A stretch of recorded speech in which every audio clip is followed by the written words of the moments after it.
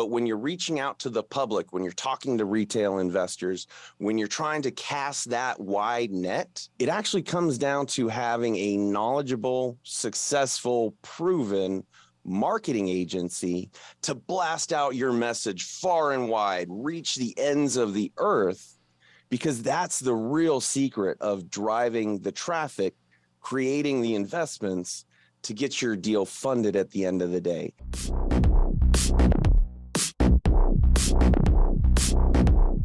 Hello and welcome to another episode of Test, Optimize, and Scale. It is a privilege to have Nate Dodson here with us today, looked at as the legal authority, thought leader in the equity crowdfunding space, in addition to many realms in the world of entrepreneurship.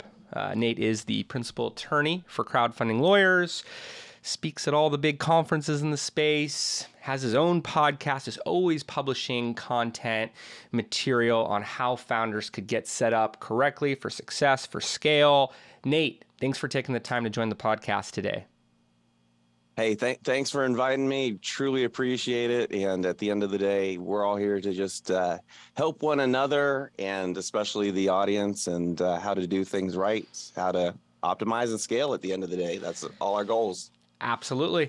Absolutely. We want to see a higher success rate industry-wide is what I like to say, whether you're looking at numbers for entrepreneurship, for equity crowdfunding, across the board. So it's tips, it's findings that we've had that we can give to the next founder that I find makes all the difference. And looking forward to today's discussion. Compliance is something we're asked about regularly and can never answer, because we're marketers, don't want to ill-advise and point towards folks just like yourself to be able to give the right information, to get the right foundation.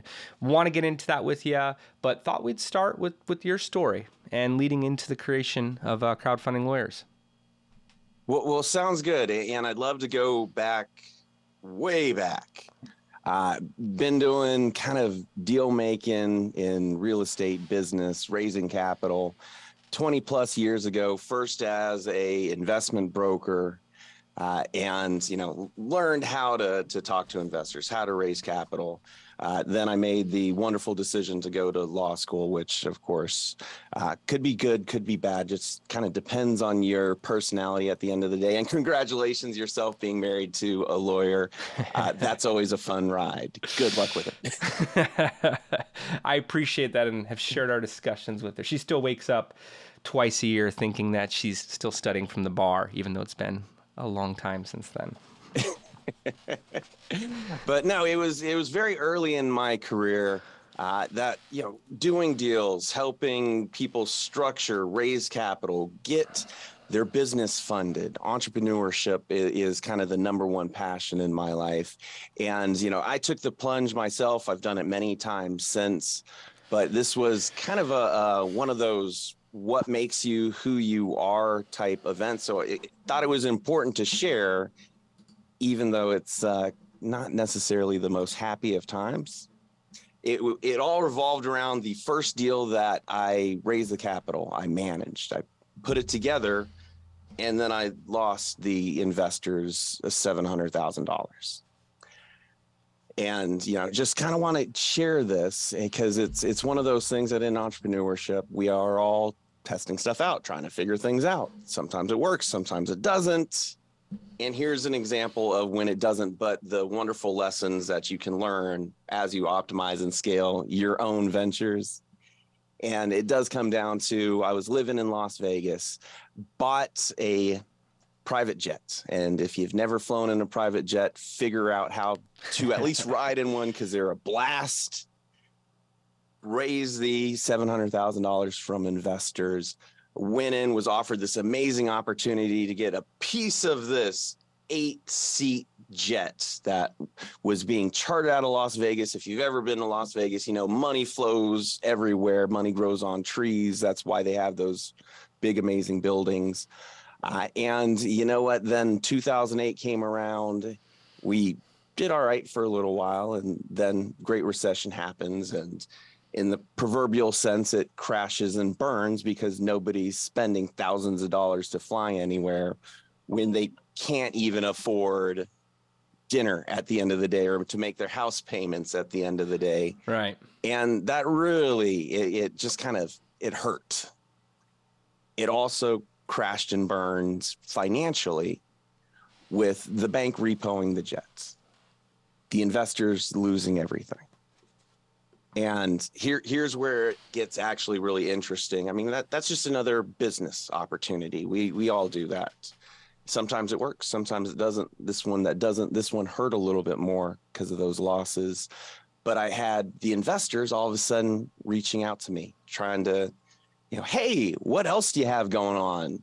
Hey, what else are you investing in? Hey, what else can we get involved with you in? And it's like the radar went up of they're just trying to catch me in something. Like, I really don't trust this situation.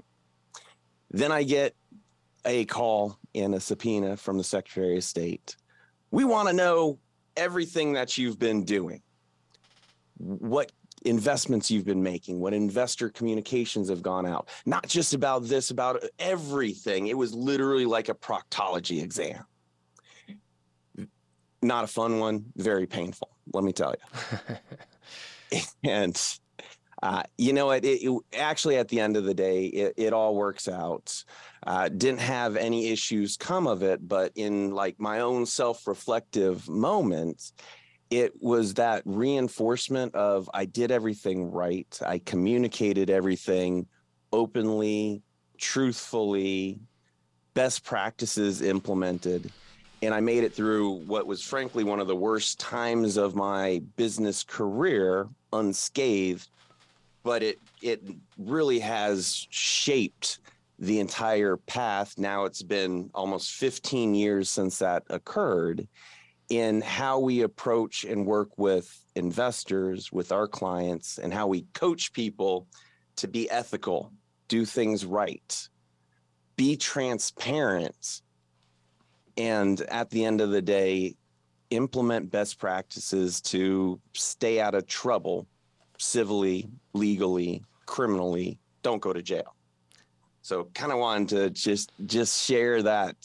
That's where we started, and now 15 years later have been part of the buying groups of 4,000 apartment units, have built businesses left and right, working with investors still. And it was like that horrible experience that really kind of put me on the path to my own success and really doing things right, and reemphasizing that for everybody that's listening as well. Just be ethical. Yes. So you've been through it. You were part of these subpoenas.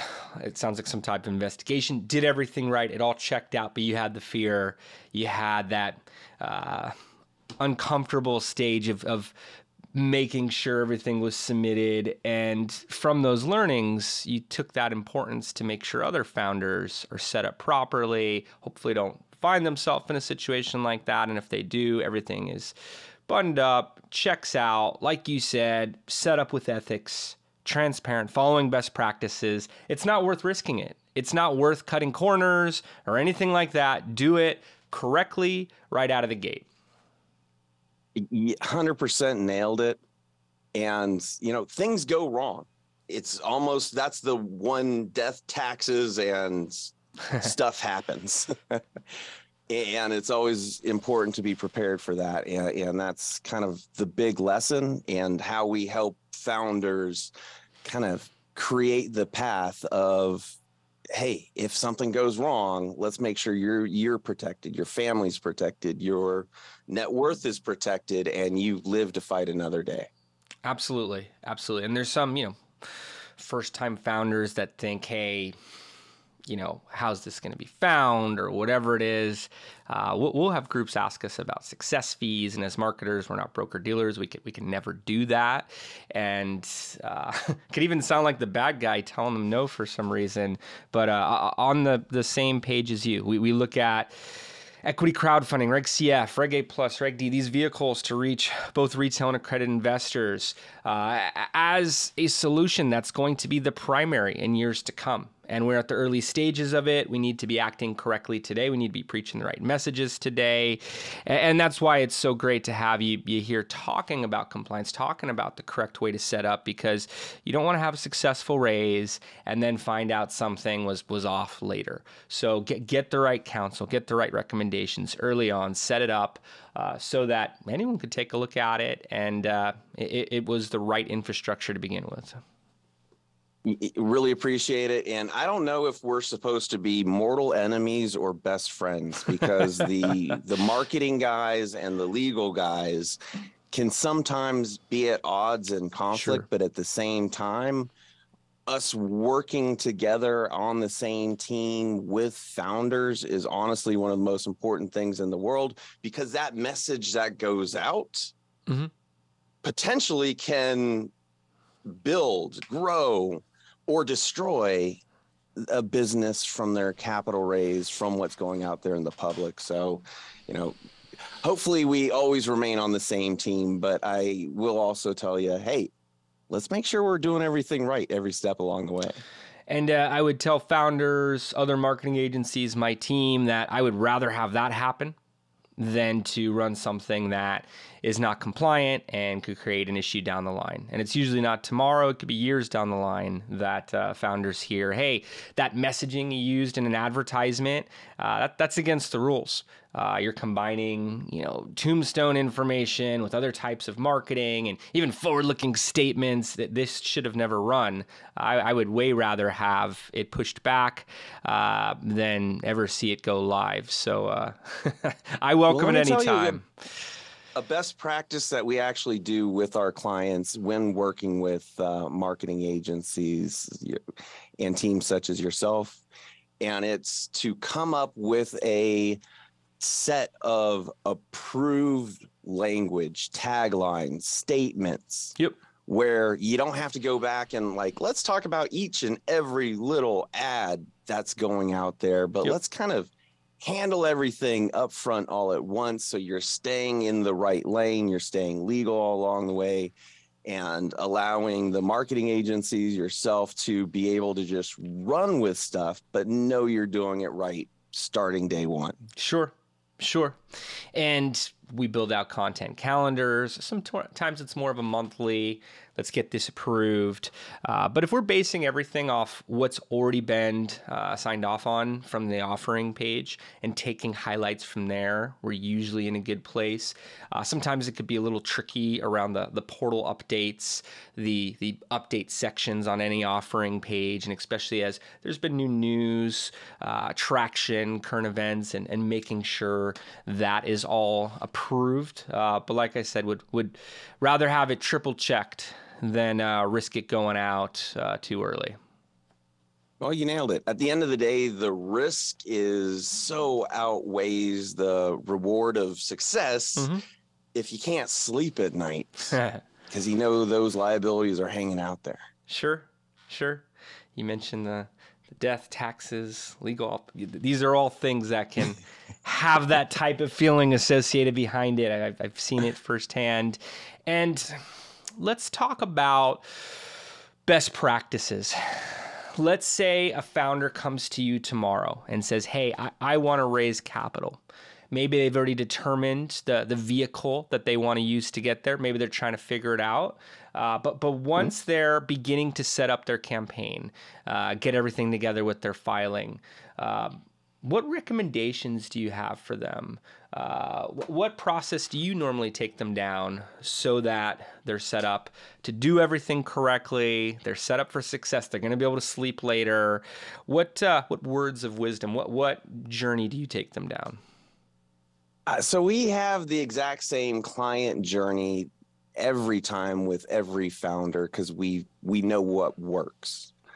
And, even if somebody has their wonderful napkin idea that someday is going to disrupt the universe, or they're in their third, fourth, fifth IPO time round of capitalizing, it's always the same process, because there's so much information that needs to be figured out.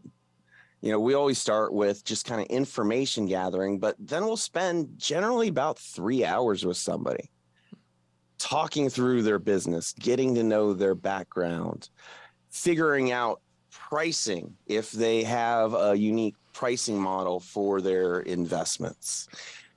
Really the beginning to end of who's on their team.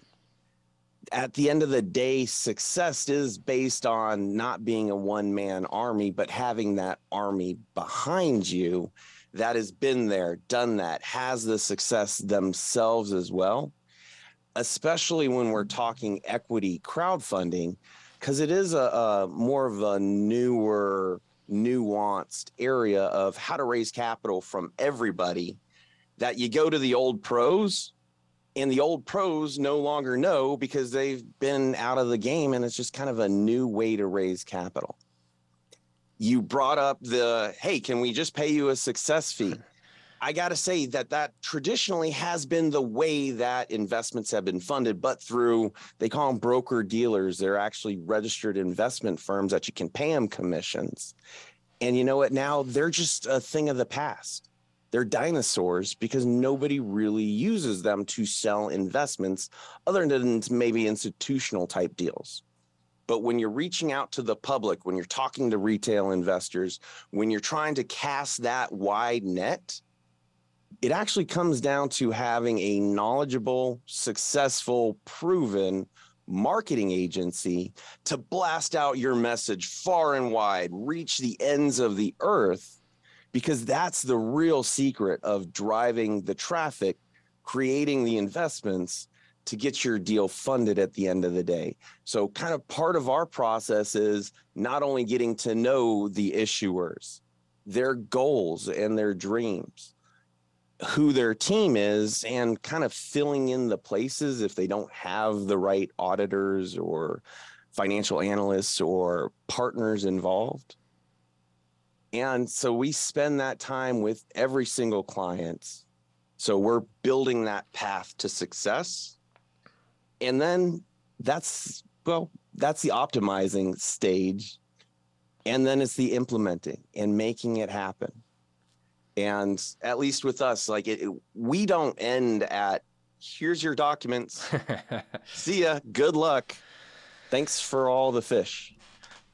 It really, we're there to be a part of the team as well, because kind of like the example that I was given, it is about the best practices, about the openness, the transparency, the communicating with the investors, not just from the point of investment. That's the easiest starting place. They just got their investment documentation. The marketing drove them to the deal. They've sent in some money. But that's before they're actually scared of, how's the investment going? What's happening now? Did somebody just steal my money? These are the types of thoughts that an investor has. And now we're talking beyond an investment from grandma who just cares and loves and is giving you the nest egg. No, these are real people that have made a decision that they believe in your dream and they want to invest in your dream, not for you. It's for them and their piggy bank, because they think they're going to make money too. And if there's not this constant communications coming back to them, the good, the bad, the ugly, position and provided in the best way possible, is really important for all investors to understand what's happening in the markets, thinking about, it's 2023. The economy is chugging along all right, but it's not like it was in the years past. So it's really important as a best practice to be communicating, but along that journey, you have to have that team along the way to, make sure you're doing everything right every step along the way too. Oh yeah. It's all about the team. I like to say we play well with others, whether that's alongside another marketing agency, with legal, with financial audits, with whoever is involved. I mentioned earlier the success rates. I look at the top 10% of issuers as really moving. They're bringing on a volume of investors every day, every week, that there's enough movement for it to really make sense. I look at the bottom 50% of issuers, and when I look at the metrics on King's Crowd, they're not doing as much as they would want to on a monthly basis. And we look at the stats every week. So my line of thinking is bring as many resources to the table as you can, and have partners, have players in the team working in unison, not against each other, not, hey, you gotta be careful of that group, or, it's not working, let's point fingers over here, as much as focusing on the aligned goals. How do we get to the full cap of this round, in the given time periods or sooner? And what are we going to use to get there? What is our roadmap? What's our algorithmic roadmap in terms of how much traffic, how many investors we're getting there? We share that same perspective towards marketing. That's even why I got involved in marketing much earlier in my career, first around product awareness and launching startups. Had done it with top 100 advertisers, but I find this to be far more exciting, far more rewarding. I think we also have that in common.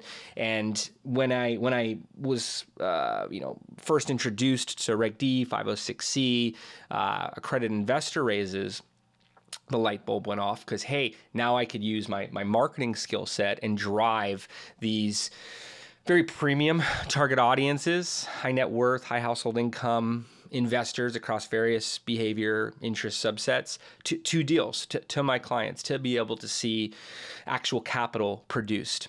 And it is really all about that investor and putting the marketing cap on, putting yourself in the shoes of the target audience and saying, hey, what do they want? What do they want to see? Where are they online? What are they going to respond to? Are they actually going to care that there's, some new product coming out in the industry and it's said to be disruptive? Or do we need to show them some more value in the initial messaging and in as few words as possible? Because they're busy. They're scrolling through. They got kids yelling in the background. There's all types of stuff going on.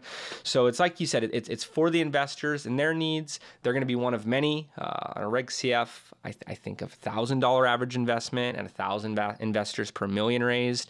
On a Reg A, maybe it's 1,000 investors per every 2.5 million raised.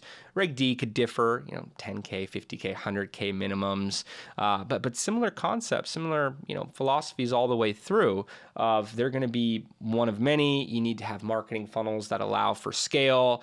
That needs to be built on something compliant, and everyone should really be involved all the way through. Like you said, you don't like to give the paperwork, walk away, say, good luck, go get them. I know that's not your style. That's why you have such a good position. You have a good name in the industry because you see these things through to completion. I imagine your success rate is much higher than across all Reg C, Reg CF, Form C filings to date. And that's what really makes the difference is not to just play off the title of the show, but continuing to optimize until it's at that point of effectiveness. I gotta say anybody that's listening, these are the two components for your success. The proper planning on the front end with the team, very specifically the marketing, what's selling in the market. Guess what? We know how to do it safely, legally, with all the right, barriers of protecting yourself. We know. But at the end of the day, we have our role. But when it comes to building, growing, driving that audience to your investment, there's the marketing. I got to say, between the two of us, we can probably fund better than, 110% of the competitors that are out there. But that's my own opinion. I don't know. What do you think makes the most successful raises? What's some of that recipe? And I'm going to get to this with the scale question later on. But what do you see that you hear, you're visualizing on that first introductory call? Maybe it's the 3 hours you get to spend with the founder, the client, that stands out to you. How could other founders start to tap into that? And where do you see that going over the next 5-10 years with the space as more groups are doing that? Where's this whole industry going?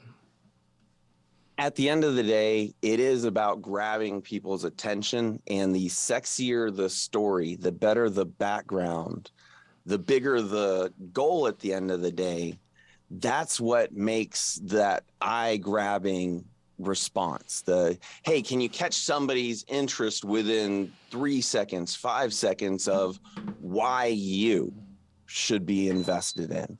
That I see it as one of the big driving factors of how the deal comes together, but also how are you protecting the investors themselves? I see so many deals where there are people thinking, oh, well, we'll just give an investor a little nibble. They'll have non-voting shares. They'll have a safe agreement that maybe someday they'll get something.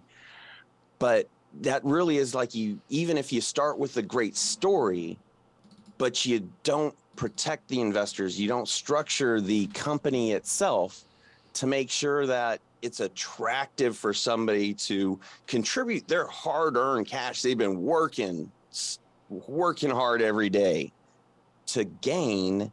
You're just not going to get traction. It's actually the legal and compliance side. That's the easy part. It's the planning, the story, and kind of the finance at the end of the day. It's got to be believable. If I tell you, hey, you know what? Well, I'm going to make you 1,000x your money in the next 5 years. Yeah, it sounds great. Too good to be true. It 100% of the time is, and I don't believe you. It has to be reasonable while protecting, prioritizing, and communicating with the investors every step along the way. Absolutely. And I find planning can be an afterthought. Like, hey, let's get our paperwork done. Let's start bringing in capital. I think there can be an oversimplification when speaking with some of the advisors in the industry. And hey, use this type of filing. You could raise $5 million and 2-3 months. When really only so many companies have taken it to the full $5 million under Reg CF, Reg D, Reg A plus differently, different metrics. Issuers can absolutely get there, but have that plan, have that full path to get there. Talking about marketing, it's often an afterthought. If I were to come to some issuers and say, hey, let's work on your strategy before you go live. Let's actually work on all the messaging before you go live. Let's get it over to legal, get it signed off. They're just hearing dollar signs and thinking, let's get some capital in first. That this stuff works. I'm gonna, go live on a platform. I'm gonna list my own page. I'm gonna self-publish my page, what have you. And then once there's some dollars in the door, we'll do a rolling close. We'll take disbursements. We'll reinvest into marketing. Where, by what you're saying, but what we talk about, complete opposite. Plan it all out now. What's the investor experience? I don't want to make it sound just like marketing, but how are you going to get the audiences there? How are you going to convert them? What does their relationship look like with the brand over time? We've worked with issuers on their second, third, working with one group on their 6th round right now. And it is so important to be able to have regular updates, especially in between rounds. And then on the next round to communicate what's different, where things are going, make sure all the questions are answered. You were talking about it earlier, some of the thoughts that can go through investors' heads of, did I get ripped off? What's happening to them? Are they going under? What's occurring? When a simple message once a month could have made all the difference. But again, having all of the discussion, all of the thought just around capital raised and not around the audience, who could be your most valuable asset, by the way. I've had founders tell me the capital, we hit the goals we wanted to. It was great. But some of these relationships we got from the investors, we have ambassadors, we have people talking to us, referencing some clients without name for franchise opportunities. We have people who have brought other large investors to us. We have M&A discussions happening. Those investors are becoming partners of yours. So I would definitely manufacture it correctly. You brought up the 6th round of one of the clients that you're working with. And you know what? An amazing statistic that if you haven't asked them, really important to know, as they've gone round by round, as they've grown, the reinvestment. The first guys to invest are the ones that know, like, and trust you. If you're burning the relationships, if you're not communicating, you're not taking care of those investors, they won't continue to invest. But if you do, and you follow the best practices and take care of those investors, they're going to be your second round, third round, sixth round investors as well. That's going to make it so much better. This isn't a one and done process. This is a marriage, a lifetime relationship It with the is. investors as it grows, and they will invest more in the marriage as you invest in them as well. Absolutely. I remember working with startups before equity crowdfunding and having the right advisors around, asking, hey, do you really want to get in bed with this group, this individual? They're going to be part of the conversation forever. Until liquidity event, Yep. exit event, what have you.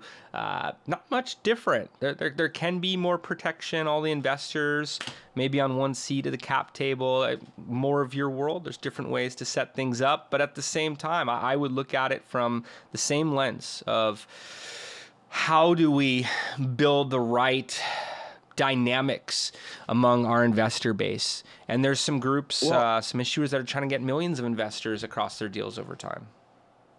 And I will say this, and just kind of to reflect on where the capital markets and investments have been and come to now. You brought up the Reg D 506C. You've brought up with Reg D, usually the minimum investment's like 50,000, 100,000. They're larger investments that you take in a retail investor, and they're terrified because it's a huge portion of their net worth. Yeah. Now with the crowdfunding, with kind of the Reg CF, Reg A's, those types of options, it's usually smaller investments. So they're less afraid than if they were, investing a big portion of their net worth. But it doesn't mean they don't want to know, and they're not concerned about their investment as time goes by. So we absolutely encourage people to do, if you had a public company, you're reporting to the SEC every quarter. It's required at that level. It's not required at this private level, but it's still a best practice to just let the investors know what's going on. How are things going? What's the effect of the economy as you're seeing the government's changing and interest rates changing? Like, there is an effect, and people are wondering, get ahead of it.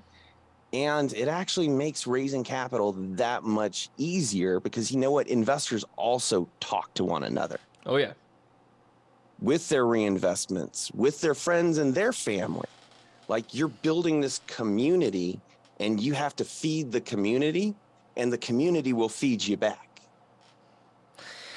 Those investors are definitely talking. They have social groups. Some of them we know about, some of them we don't. Offline, the dinner table, the golf course, like you're saying. Some of our Reg D campaigns, we've had investors come in and say, yeah, I'm going to put in 50K. Also, my friend's going to talk to you this week. I've already mentioned it. He's going to put in another 50 as well. They can be your strongest asset. They could also work against you. Even investors who haven't heard from a brand that they've invested in a few years back, maybe on a portal, and they're commenting online, these guys have never given us an update, their team size has shrunk, we don't know what's happening over there. Not uncommon. We get to see it all. Some stories I wouldn't feel comfortable sharing here. You could find everything online just looking at research. King's Crowd also talks about companies that have closed, have had IPOs and other types of, some have had M&A activity, mergers and acquisitions, space I know that you know very well. But you want to make sure that you're building the right partnership. Digital allows for scale. It would be very difficult to interface with 1,000 more investors. We with clients who've had over 40,000 investors. Digital makes that possible. Digital allows you to record a video and have it go out to everybody, and look to have that video encapsulate what a conversation, what a sit down would look like that week with you.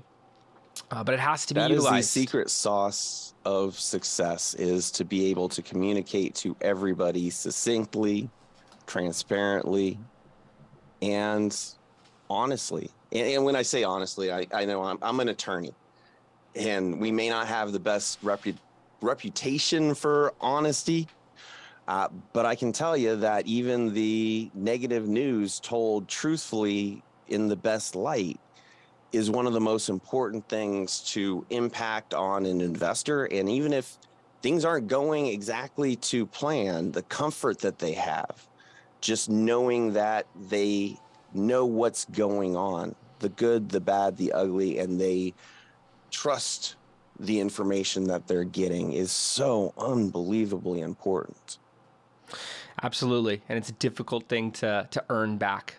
You could have enough third-party validation, social proof over time, but at the same time, don't lose it. You know, make sure you're just being transparent with them all the way through. A word you use that we use that I think all founders, everyone focusing on this stage should. And for the founders who are listening, Nate, you've worked on a high volume of these campaigns. You've seen things work. You've seen things fail. You've been able to reverse ones that were on a slower path and get them to a point of success. Would love to package some actionable insights. And even from your own experiences as an entrepreneur with your firm, with the jet.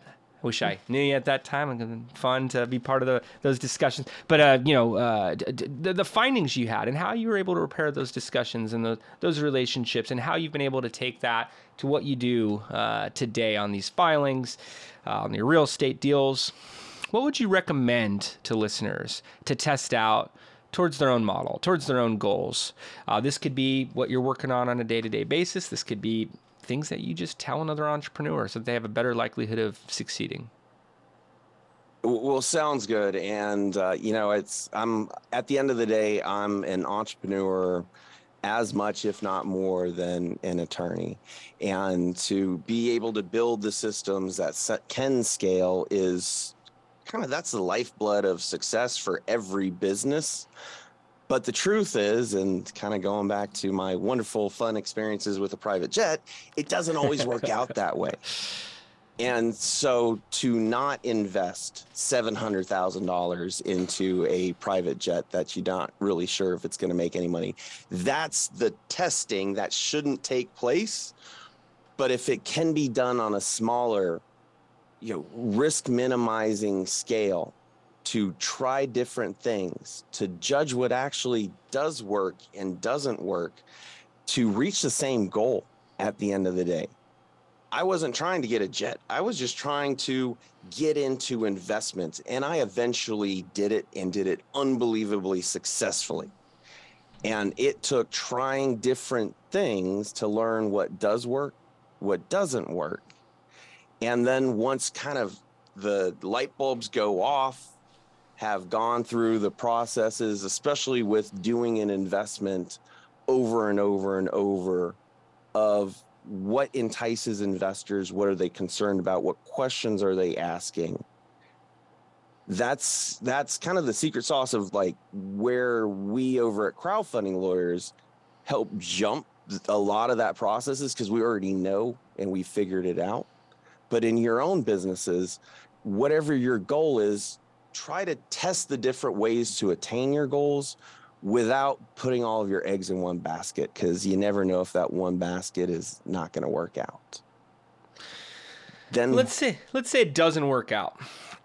Month one, quarter one, year one. I find I go back to marketing. I measure marketing talent by problem-solving abilities. What do you do when a campaign's not working? Not just when you follow the instructions and set something up, but how do you, I'll say again, manage it to a point of effectiveness? You obviously have that resilience, that grit, and have been able to take it to your projects, to your ventures, and I know you bring it to your clients as well. What are the best approaches towards optimization, towards pivots, towards reevaluating what's working and not, and being able to do more of what's driving for you? At the end of the day, it is about having the plan. And with the plans, you also have to be ready for the plans to change, because even the best laid plans hit hurdles. The markets change, things happen. And to take a moment to just breathe, reevaluate, step back into that testing phase of like, if moving forward doesn't work today, I need to start retesting to re-optimize our goals, our plan. And only once you've figured it out, you've tested it, it's working, then you implement it. And then you get to that next step of scaling. In business, I kind of see my entire team as two different sets of people.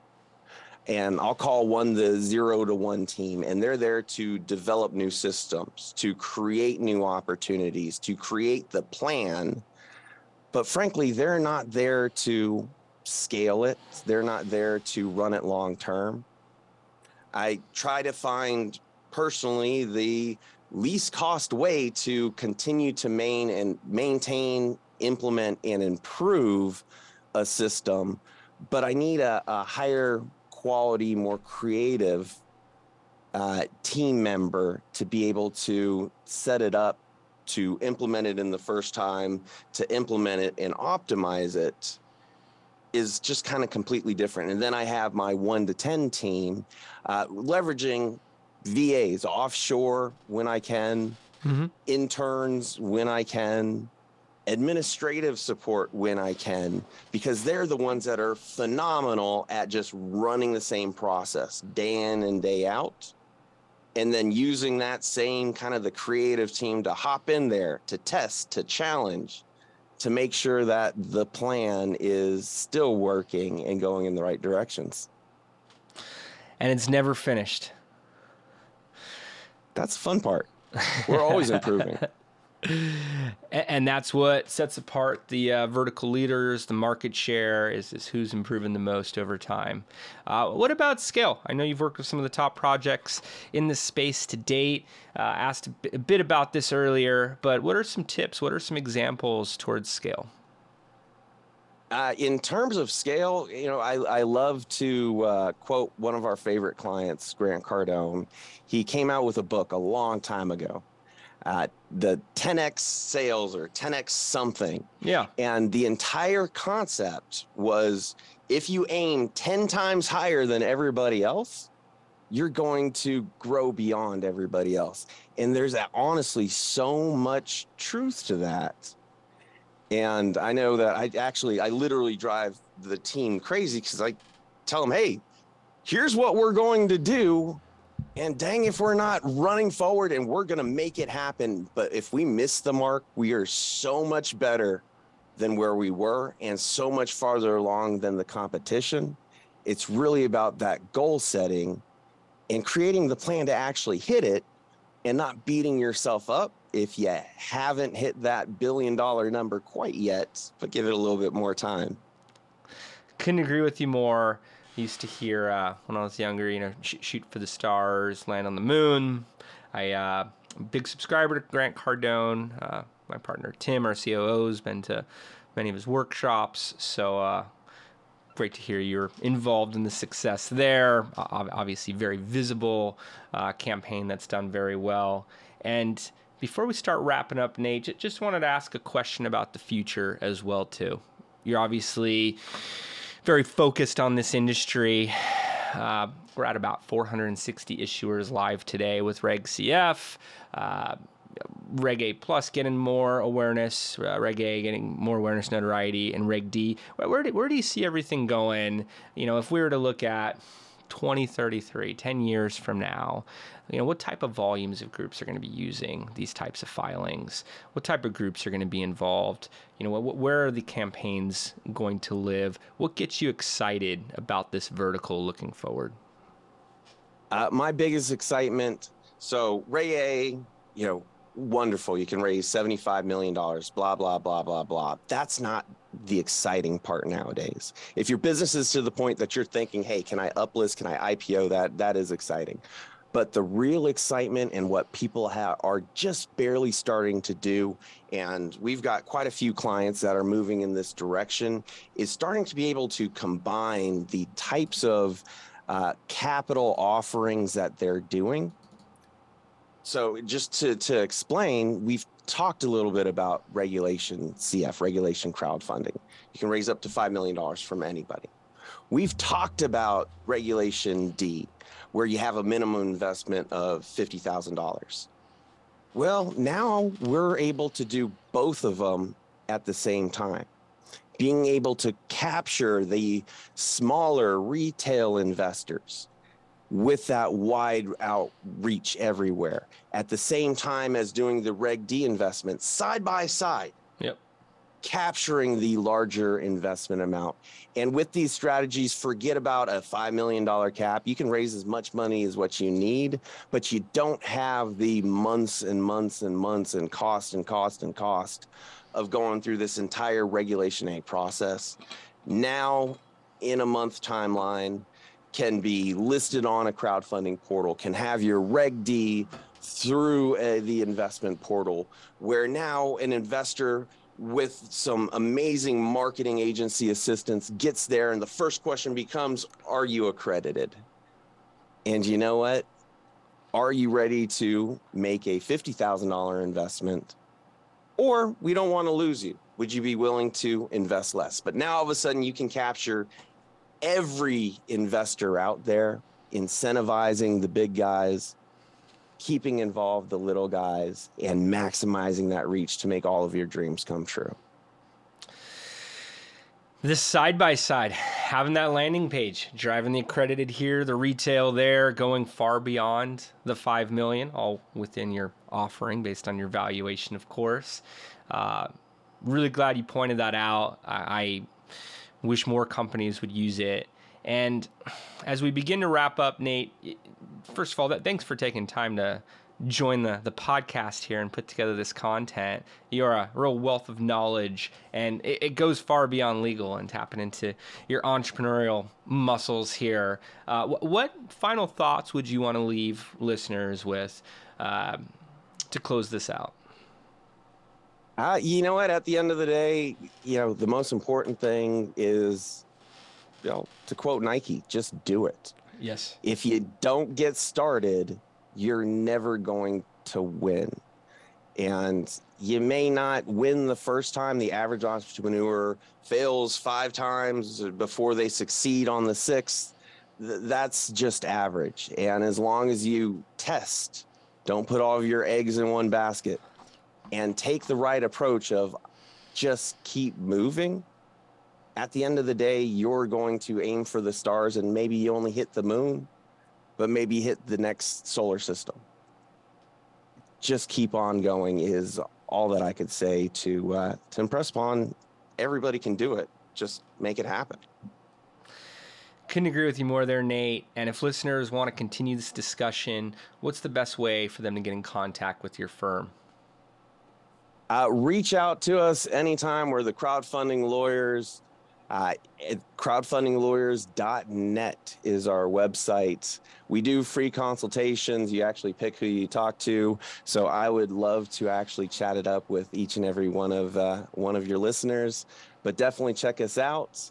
This is what we do, and we do it well. So we love our space, and here's our passion. I think it's great that you make that available to everybody. Highly recommend you take Nate up on that offer and speak with him and be able to utilize his expertise there. Nate, thanks again for taking time to jump on the pod here, put together some thought leadership content for founders. Really appreciate it. Jason, appreciate you as well. Thank you. And want to thank everybody for tuning in. We'll see you next time.